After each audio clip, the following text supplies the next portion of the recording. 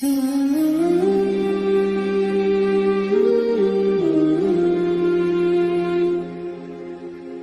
اللہ الرحمن الرحیم نحمده ونصلی ونسلم علی رسولہ الکریم اما بعد فاعوذ باللہ من الشیطان الرجیم بسم اللہ الرحمن الرحیم وَلَقَدْ آتَيْنَاكَ سَبْعًا مِنَ الْمَثَانِي وَالْقُرْآنِ الْعَظِيمِ صدق اللہ مولانا العظیم۔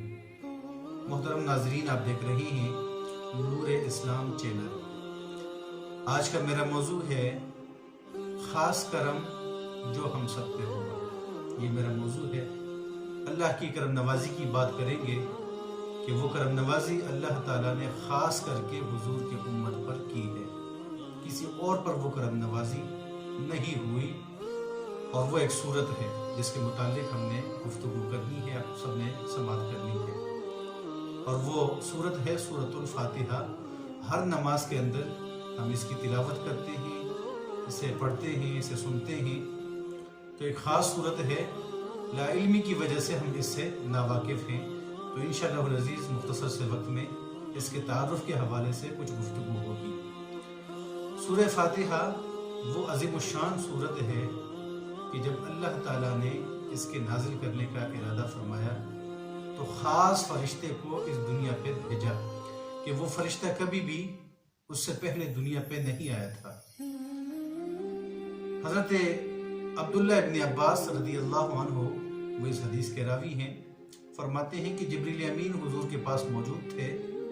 اس دوران اوپر کی جانب سے چڑچڑاہٹ کی آواز آئی تو جبریل امین حضور کی بارگاہ میں عرض کرتے ہیں، یا رسول اللہ صلی اللہ علیہ وسلم، یہ ایک فرشتہ ہے جو پہلی مرتبہ اس زمین پہ تشریف لا رہا ہے۔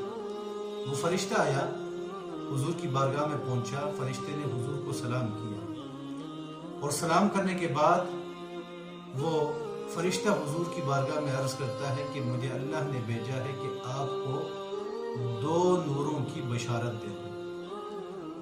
آپ کو دو نور عطا کیے جائیں گے کہ آپ سے قبل یہ دو نور کسی کو عطا نہیں کیے گئے۔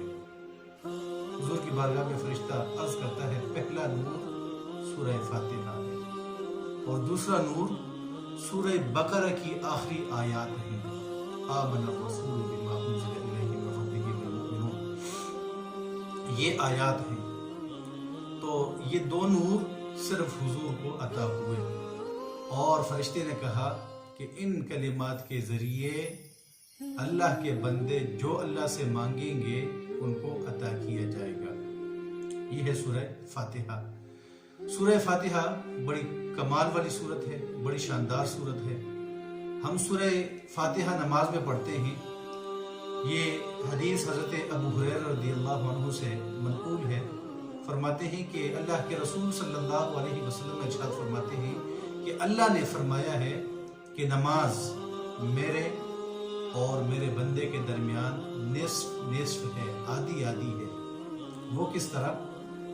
حضور فرماتے ہیں کہ اللہ نے فرمایا کہ جب بندہ نماز میں کھڑے ہو کر کے سورہ فاتحہ کا آغاز کرتا ہے، جب اس کی زبان سے الحمدللہ رب العالمین کے کلمات نکلتے ہیں تو اللہ خوش ہو کر کے اس کے جواب میں کہتا ہے کہ میرے بندے نے میری حمد کی ہے، میری تعریف کی ہے۔ جب بندہ کہتا ہے الرحمن الرحیم، اللہ خوش ہوتا ہے اور اللہ فرماتا ہے اس بندے نے میری ثنا کی۔ جب بندہ کہتا ہے مالک یوم الدین، تو اللہ فرماتا ہے اس بندے نے میری تعظیم کی، میری توقیر کی، میری تکریم کی، اور اس نے اپنے آپ کو میرے حوالے کر دیا، میرے سپرد کر دیا۔ ایاک نعبد و ایاک نستعین، اللہ نے فرمایا کہ یہ میرے اور میرے درمیان بندے کے درمیان آدھا آدھا ہوا۔ عبادت میرے لیے ہے، اس کی عبادت میرے لیے ہے، میں اس کی عبادت قبول کروں گا۔ اور اگلے جملے میں یہ کہتا ہے وَإِيَّاكَ نَسْتَعِينُ، ہم مدد بھی خاص تجھ ہی سے مانگتے ہیں، تو اللہ فرماتا ہے کہ خاص کر کے اس کی مدد کی جائے گی۔ یہ مدد کیا چاہتا ہے؟ ہم سورہ فاتحہ میں کہتے ہیں اہدنا الصراط المستقیم، اے اللہ صراط مستقیم پر ہمیں چلنے کی توفیق عطا فرما۔ تو اللہ ہماری دعا قبول فرماتا ہے، صراط مستقیم پہ ہمیں گامزن رکھتا ہے، اور وہ راستہ صراط الذین انعمت علیہم، وہ راستہ جن پہ اللہ کا انعام ہوا ہے، لوگ اس پہ چلے، ہستیاں اس پہ چلیں تو اللہ تعالیٰ نے ان پہ انعام کیا۔ وہ کون ہیں؟ انبیاء ہیں، صدیقین ہیں، شہداء ہیں، صالحین ہیں۔ تو اللہ تعالیٰ سے ہم نماز میں یہی دعا مانگتے ہیں، اللہ انہی کے راستوں پر ہمیں گامزن فرما، تو اللہ تعالیٰ ہماری دعا قبول فرماتا ہے۔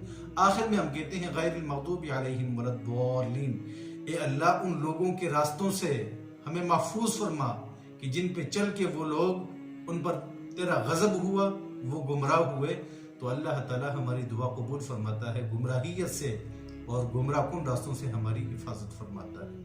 بڑی شاندار صورت ہے، اس کے بہت سارے نام ہیں اور اسی طرح اس کے بہت سارے کمالات بھی ہیں۔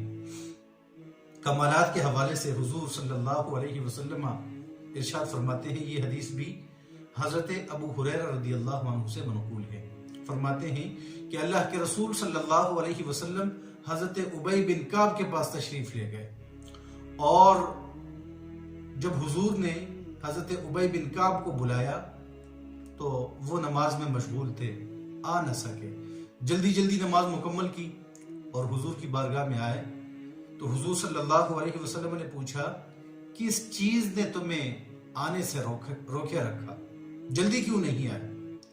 حضرت ابی بن کعب عرض کرتے ہیں، یا رسول اللہ نماز پڑھ رہا تھا۔ تو حضور نے فرمایا، کیا تم نے قرآن پاک کی آیات نہیں پڑھی؟ جو قرآن میں نازل ہوا کیا وہ یاد نہیں؟ اللہ کیا کہتا ہے؟ یا ایھا الذین آمنوا استجیبوا للہ وللرسول اذا دعاکم، ایمان والو جب اللہ اور اس کا رسول صلی اللہ علیہ وسلم تمہیں بلائے فوراً حاضر ہو جایا کرو۔